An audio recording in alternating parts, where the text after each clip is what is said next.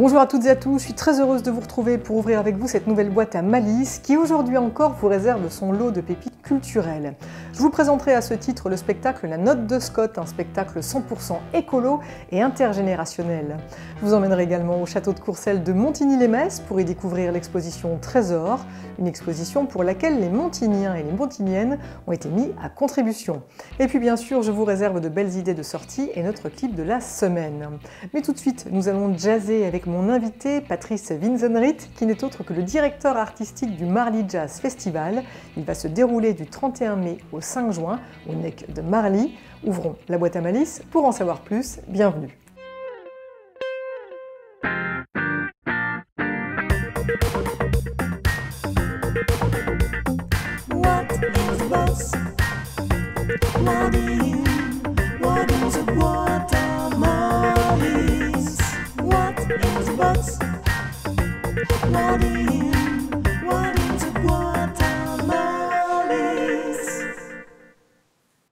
Patrice, bonjour. Bonjour. Merci de m'accorder cet entretien. Nous sommes au NEC de Marly et c'est ici que va se dérouler la 18e édition du Marly Jazz Festival. Oui. Qui dit Marly Jazz dit jazz. L'amour que tu portes pour le jazz, il remonte à longtemps? Oh, il remonte à une trentaine d'années maintenant. Et bon, ça s'est fait progressivement. En général, le jazz, on s'y intéresse plutôt quand on est un petit peu plus mûr. Et pour quelle raison, j'en sais rien. Enfin, il se trouve que si on observe, c'est comme ça qu'on s'aperçoit que sont les choses. Et c'est venu petit à petit. Et mon goût a évolué aussi avec les années, avec l'oreille qui s'habitue, etc. Mais qu'est-ce qui fait que tu l'aimes tant? Mais justement, c'est que j'ai un profond respect pour les musiciens de jazz, parce que c'est la 18e année cette année, donc j'en ai vu quand même pas mal. Et il y a une prise de risque. Il y a les partitions, ça fait deux portées en jazz. Oui. Hein, c'est pas, il y a beaucoup d'improvisation. Oui, il y a de l'improvisation, mais c'est tellement bien fait que enfin, j'ai un profond respect. Alors, les musiciens classiques, par exemple, pour faire opposition, sont aussi d'une dextérité terrible. Enfin, ils ont des grandes qualités. Oui, bien sûr, oui. Mais, et l'interprétation compte beaucoup, mais ils lisent en fait les notes, et voilà. Mais en jazz, c'est sur scène que le travail se fait. Oui. Et il va se faire donc du 31 mai au 5 juin. Oui. Au NEC de Marly, dans le cadre du Marly Jazz Festival. C'est vraiment une invitation au voyage, à la découverte de toutes les esthétiques, justement, comme tu as pu un peu l'évoquer. C'est ça, finalement, le nerf de la guerre de ce festival? Oui, c'est ça. En tout cas, c'est comme ça que je le vois. Et depuis toujours, j'ai toujours fait une programmation qui ne soit pas avec un thème donné, et puis on reste dans le même thème tout le temps. Non. Chaque soir est différent, et il y a 2 concerts par soir à l'intérieur du NEC. Les 2 concerts sont différents. Donc ça permet à ceux qui viennent pour un groupe de musiciens d'écouter les autres qui ne seraient peut-être pas venus voir, et ça leur permet de découvrir. Et en général, les gens sont très contents d'avoir découvert des nouveaux musiciens, pas un nouveau style, mais un style qui semblait ne pas les attirer. Mais en fait, ça se passe très bien, les gens sont ravis. Et je suis très content quand c'est comme ça. Oui, c'est ça, c'est le plaisir de la découverte, du partage, et puis l'envie de rassembler peut-être le plus large public possible, là où on a tendance, et à chaque fois, bon, j'aime bien te titiller avec ça, mais on peut penser que le jazz est un peu hermétique, mais non, il faut se laisser prendre par la main et se laisser surprendre. Pas du tout. Moi je n'aime pas le jazz ou n'importe quelle musique. Je suis assez ouvert sur toutes les autres musiques, mais je n'aime pas le jazz après une analyse approfondie Non, c'est émotionnel, c'est l'émotion qui doit passer.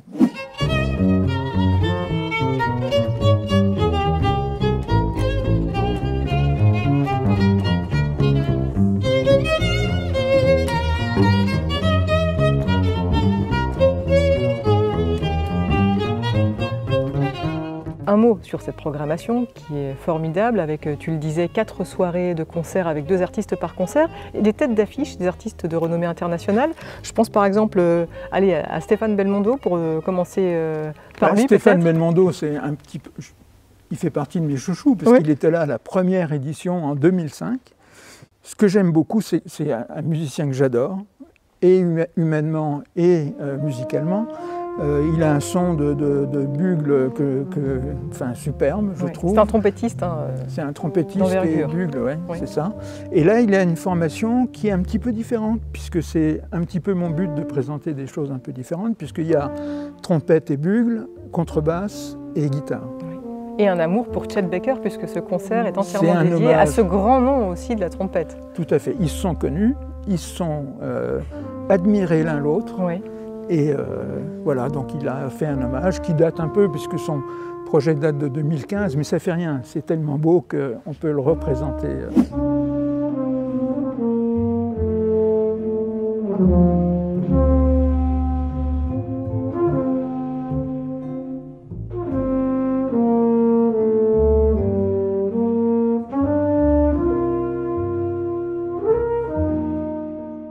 Le même soir, on a également Murat Öztürk qui sera présent, qui est un local, hein, c'est le local de l'étape, ouais. Et doué d'un talent extraordinaire aussi, qui sera un tout nouvel album. Voilà, j'aime beaucoup Murat Öztürk, c'est un pianiste délicat, harmonieux, enfin bon, il a des racines en partie italiennes, et je trouve que ça se sent parce que son piano chante, quoi. Oui, donc, il y a quelque chose de très lyrique, de très sensible effectivement dans sa manière d'appréhender la musique. Ça veut dire que dans la programmation, tu n'hésites pas à convier des artistes de la région. C'est important, c'est essentiel. Ça me semble essentiel. Ça fait partie des missions d'un festival de présenter les musiciens du cru. Parce que la Moselle, la Lorraine et le Grand Est est très riche en musiciens de jazz. Il y a d'excellents musiciens. Murat en fait partie, il y en a plein d'autres qui sont déjà venus, qui reviendront, et voilà. Mais ça fait partie de notre mission dans la mesure où ils vont jouer sur une scène dans les meilleures conditions possibles.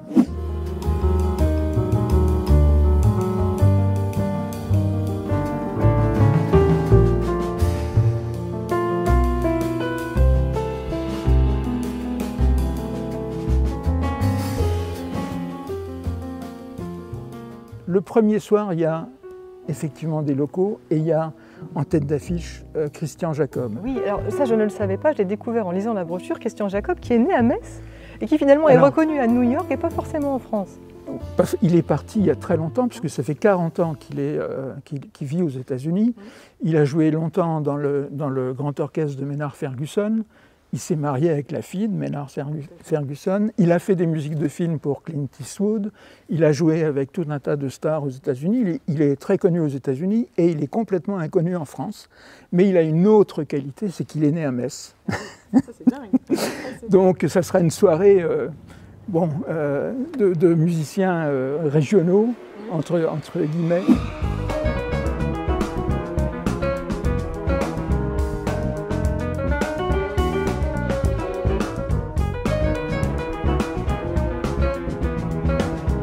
Alors c'est vrai qu'il y a ces musiciens locaux de renom, et puis il y a aussi les jeunes pousses qui vont, le temps de l'apéro aussi, nous délecter, puisque chaque soir, en amont du festival et de chaque soirée de concert, il y a des apéros qui nous sont proposés. Tout à fait, et en général on travaille avec le conservatoire de Metz Métropole, de l'Eurométropole de Metz, qui va venir avec son big band le jeudi, qui reviendra en quartet, je crois, le vendredi.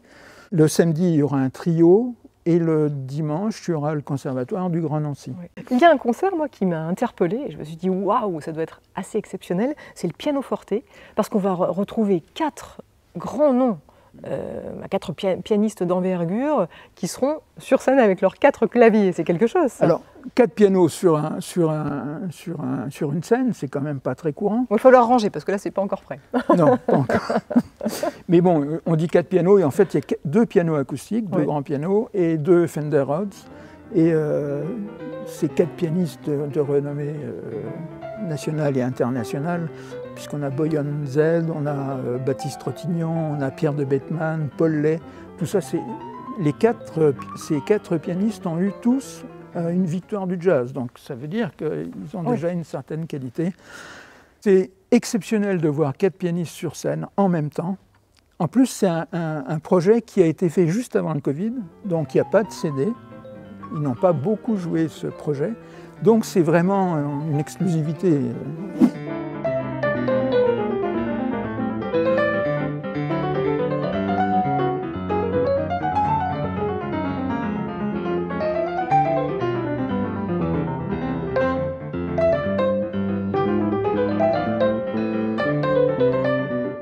Pour le mot de la fin, comme à chaque fois, qu'est-ce que tu aimerais dire aux téléspectateurs pour les convaincre de venir? Alors, je n'ai pas évoqué, il y a une soirée ciné-concert également, la soirée d'inauguration qui a lieu le 31 mai. C'est ça. Mais toi, peut-être, voilà, convainc-nous de venir assister au Marly Jazz Festival. Je vais dire ce que je dis toujours, c'est qu'il faut déjà être curieux. Ne dites pas oh, « j'aime pas le jazz », parce que finalement, quand les gens viennent, quand ils ont été un peu forcés par un copain ou une copine, mais c'est ça le jazz, oh, mais c'est merveilleux. De voir des styles différents, ça peut aussi vous ouvrir un peu la vue et il faut venir écouter. Vous ne pouvez pas dire j'aime pas le jazz si vous n'avez pas assisté à un concert. C'est bien vendu. Ça se passe du 2 au 5 juin pour les 4 soirées de concert, sachant qu'il y a effectivement des soirées également le 31 mai pour l'inauguration et puis une soirée ciné-concert le 1er juin. On peut aller faire un tour sur le site internet pour en savoir plus. Merci beaucoup et puis bon concert. Ben, je vous remercie beaucoup et j'espère que je vous y verrai. Merci.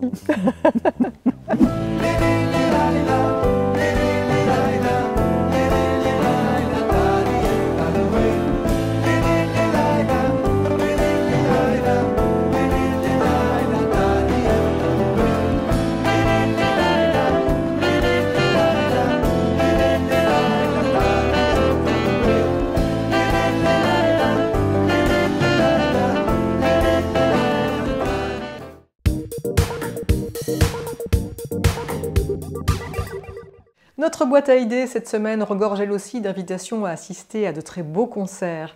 C'est ainsi que vous pouvez vous rendre au Festival de musique de Walminster, entièrement dédié à la musique ancienne. Les 4 concerts proposés au fil des mois seront ainsi dédiés à Beethoven, à la rencontre des mondes, aux musiques d'origine méditerranéenne ou encore à la Cantate da Camera d'Alessandro Scarlatti. S'ajoute à cela que ces programmes seront portés par des artistes de renommée internationale. On va ainsi retrouver la merveilleuse soprano Lucille Richardot, ou encore le violoniste concertiste Ingolf Turban, pour ne citer qu'eux. À la direction artistique, on retrouve par ailleurs la Mosellane Lorin Stulig et le pianiste Marlottine, dont vous pourrez également apprécier les performances à cette occasion. Je vous propose d'ailleurs de les écouter, il s'agit ici d'un extrait de leur dernier album, enregistré justement à Walminster.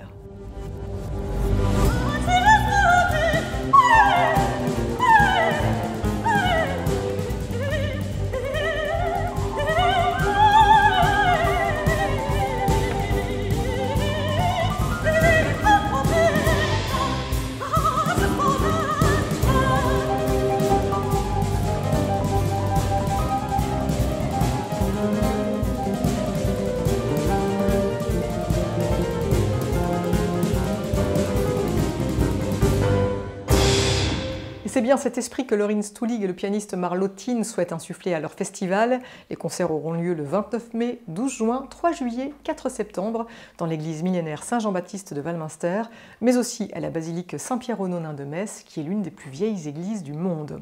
Notez enfin que qui dit festival dit lieu de rencontre, de partage, de dialogue entre les arts, aussi des ateliers autour de l'écriture, des ateliers d'art plastique, des conférences sur les lumières dans la peinture par exemple, vous seront proposés. Je vous invite vivement à vous rendre sur le site qui est apparu à l'écran pour en savoir plus et pour réserver vos places. Poursuivons en musique toujours et encore avec un spectacle qui va ravir petits et grands, La Note de Scott, tout droit sorti de l'imaginaire du musicien mosellan Étienne Sibylle, un spectacle ludique, participatif et 100% écolo. Oh, mais qui es-tu? Je m'appelle Scott, je suis venu te dire que ta planète est en danger, comme la mienne le fut il y a des milliers d'années. Ce petit robot, Étienne Sibylle lui a donné vie pendant le confinement. Alors que le monde tournait au ralenti et que la nature reprenait ses droits, le musicien a eu envie de créer un spectacle musical, intergénérationnel, pour sensibiliser à l'écologie. Rapidement, Scott, venu d'une autre planète, s'est imposé comme un interlocuteur idéal, la mascotte la plus à même de nous inviter à préserver notre planète. Ne t'inquiète surtout pas, il n'est pas trop tard. Scott, c'est notre copain, c'est l'ami des enfants, c'est l'ami de tout le monde qui est là pour voilà, nous aider, nous donner des conseils, nous faire rire. Je trouvais que c'était vraiment très intéressant de pouvoir lier cette notion d'écologie à travers la musique, parce que la musique permet de passer tellement de messages. Et je trouve que justement ce côté écologique est vraiment super et surtout pour les enfants. Pour que Scott s'anime, Étienne Sibyl n'a pas hésité à faire appel aux équipes de Laurent Witz du studio Zelt Productions qui ont conçu un hologramme. De quoi renforcer l'interactivité du spectacle. Au fil de la représentation, le public est invité à trouver des solutions en musique avec Étienne. Je touche à vraiment beaucoup de domaines et tout s'enchaîne. Donc ça permet aux enfants d'être toujours surpris, au public d'être toujours surpris, de découvrir des instruments auxquels ils ne s'y attendent pas du tout. Des instruments improbables créés à partir d'éléments recyclés, tels que des tendeurs à vélo, des pneus de voitures découpés ou de vieux tapis de gym. L'idée de ce spectacle, c'est pouvoir justement, au fur et à mesure qu'on avance, créer des instruments avec les choses que l'on a sur place. On n'a pas de grosse caisse, mais finalement si, on a une grosse caisse, puisque c'est un fly case, et le fly case va servir de caisse de résonance à la musique. Voilà. Et donc du coup, l'idée était de pouvoir créer une pédale pour cette grosse caisse, voilà, on peut l'appeler une grosse caisse, et donc, avec un système vraiment tout simple de force de tendeur inversé, j'amène justement par ces surprises à faire travailler l'imaginaire de l'enfant, les rendre créatifs pour qu'eux-mêmes après ils puissent finalement se rendre compte qu'eux-mêmes peuvent créer de leur côté des choses, alors pas seulement en musique, hein, ça peut être dans absolument tous les domaines. Résoudre des énigmes musicales, surprendre, inventer, mais également trouver des solutions pour sauvegarder notre planète, voilà ce à quoi nous invitent Étienne et Scott pendant tout le spectacle, de quoi repartir gonflé de musique et d'espoir. Pour rester à la fête sur notre planète, il n'y a qu'une seule théorie, et c'est la vie qui nous l'instruit. Les déchets balancés, ça c'est plus d'actualité.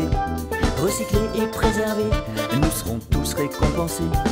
Les déchets balancés, ça c'est plus d'actualité. Recyclés et préservés, nous serons tous récompensés.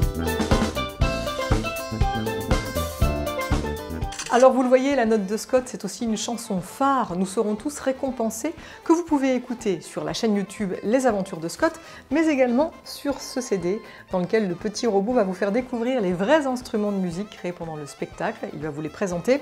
Et puis sachez qu'en parallèle, un petit livre vient compléter tout cela. Avec les interrogations de Scott, vous allez voyager dans toute la Moselle, vous allez faire un voyage écolo et un voyage bilingue également, puisque l'histoire vous est contée en anglais et en français.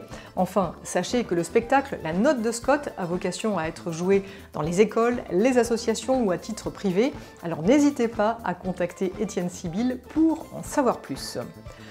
Et ce ne sont pas des objets composés avec des matériaux de récupération que nous allons découvrir à présent, mais des objets qui tiennent à cœur aux habitants de Montigny-lès-Metz, des trésors en somme, qui racontent une histoire, leur histoire, et qui s'exposent en ce moment au château de Courcelles, dans le cadre d'une exposition participative. Explication.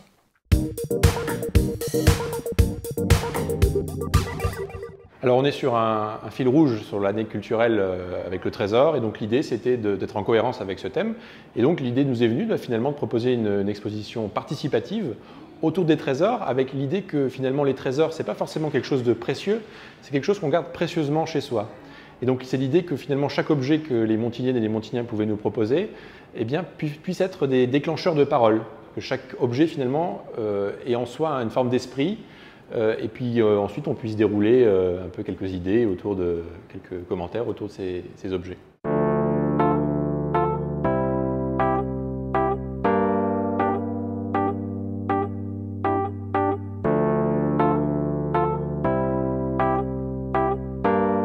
C'est l'idée que chaque objet a un esprit et déclenche finalement la parole, non seulement des personnes qui prêtent, mais aussi puisse mettre en réflexion chacun sur un peu l'universalité du beau et de ce qui est précieux à chacun. Alors c'est une exposition qui est en fait en plusieurs parties. Hein. On a les Montigniennes et Montigniens qui exposent en tant que particuliers. On a aussi l'archéologie de Montigny.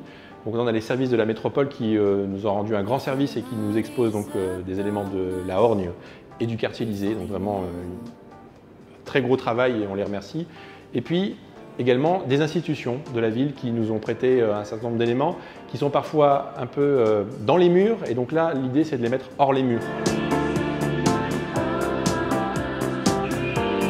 Vous pouvez retrouver sur l'affiche notamment de l'exposition une pièce en or que vous pouvez voir juste à côté de moi, qui est une pièce de monnaie de Charles V qui date de 1365, donc il faut s'imaginer finalement de quelle époque date finalement l'histoire de Montigny. C'est un petit peu un emblème, si vous voulez, pour nous, de se dire on remonte en termes de trésors jusqu'à très loin. Et donc on a aussi voulu montrer dans cette partie trésor que le trésor c'est quelque chose finalement qui est un peu enfoui, c'est quelque chose qui est un peu d'intime caché, c'est de rendre finalement visible quelque chose qui restait jusqu'alors invisible.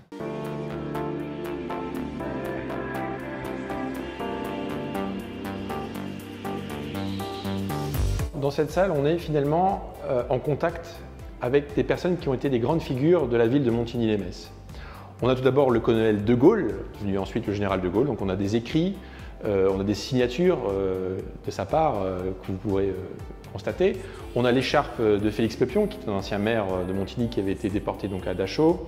On a également des écrits de Robert Schuman, qui était un politique de la circonscription à l'époque. Nous avons également des éléments de Konrad Adenauer, donc l'ancien chancelier allemand, qui était de passage dans la ville en 1966 à l'occasion de l'inauguration de la salle Europa. Donc voilà, des grandes personnalités, si vous voulez, qui ont marqué ensuite l'histoire de la ville et l'esprit, si vous voulez, de cet espace et notre territoire.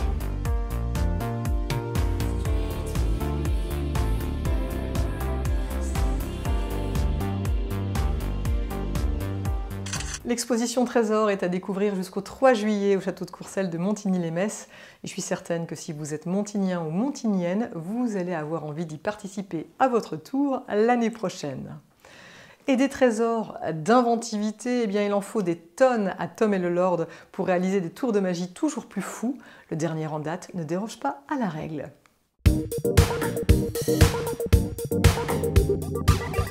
Bonjour à tous. Aujourd'hui, nous allons vous apprendre comment faire disparaître un foulard, puis le faire réapparaître. Effectivement. Regardez bien, Tom tient ce foulard entre ses doigts. Grâce à cette baguette magique, je vais le faire disparaître. Attention, 1, 2, 3. Disparition du foulard. Maintenant, ne bouge pas, Tom. Paf! Ici dans ta poche. Ici dans cette poche. Attention. Le foulard. Maintenant, voici l'explication.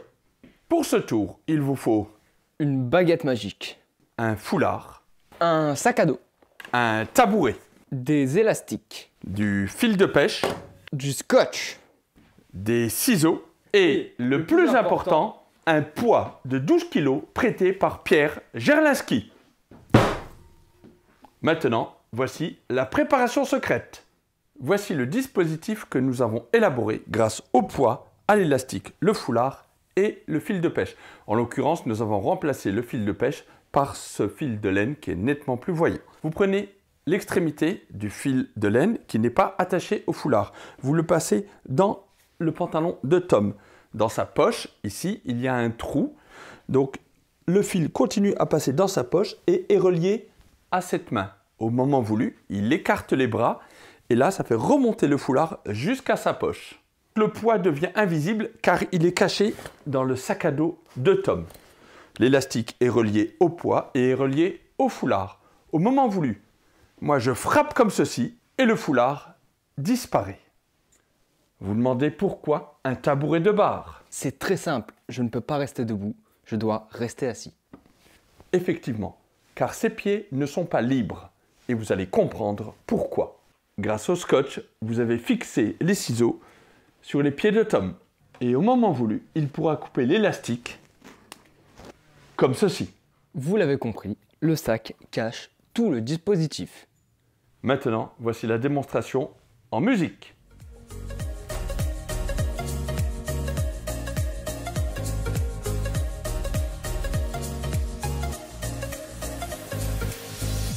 Maintenant, vous pouvez le refaire à la maison.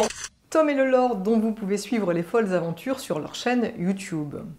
Avant de se quitter avec notre clip de la semaine, reprenons un peu de jazz avec le saxophoniste Pierre Cockaman, dont je vous ai présenté le nouveau projet il y a quelques mois. Il s'agit de Back to C, un trio de jazz qui s'est constitué autour d'un instrument atypique, le C Melody Sax, qu'aime particulièrement Pierre. À ses côtés, pour explorer les sonorités de cet instrument tombé dans l'oubli, le pianiste Pierre Brouan et le batteur luxembourgeois Nils Engel. Ensemble, ils dévoilent leur premier album, Deeper, et autant dire que ça se fête en live bien sûr, avec un grand concert de sortie d'album qui aura lieu le 5 juin au tram de Mézières-les-Messes. Voici ce qu'il vous attend.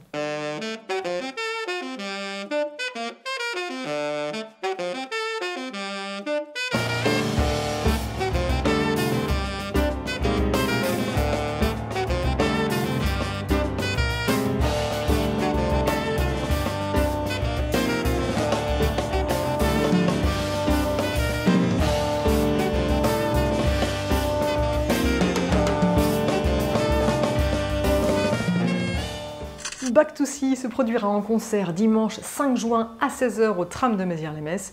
Ne manquez pas le rendez-vous, allez faire un tour sur la page Facebook du groupe pour en savoir plus. L'heure est déjà venue de refermer la boîte à malice en musique comme toujours, avec le guitariste et compositeur Jean-Pascal Beaufort qui est de retour avec un nouvel album lui aussi, In Spiral, un 15e album 100% instrumental dans lequel il n'a pas hésité à jouer avec les machines pour apporter des touches électro. Il nous invite définitivement au voyage, un voyage hypnotique, la preuve avec ce titre Night Sky. Allez, bye bye.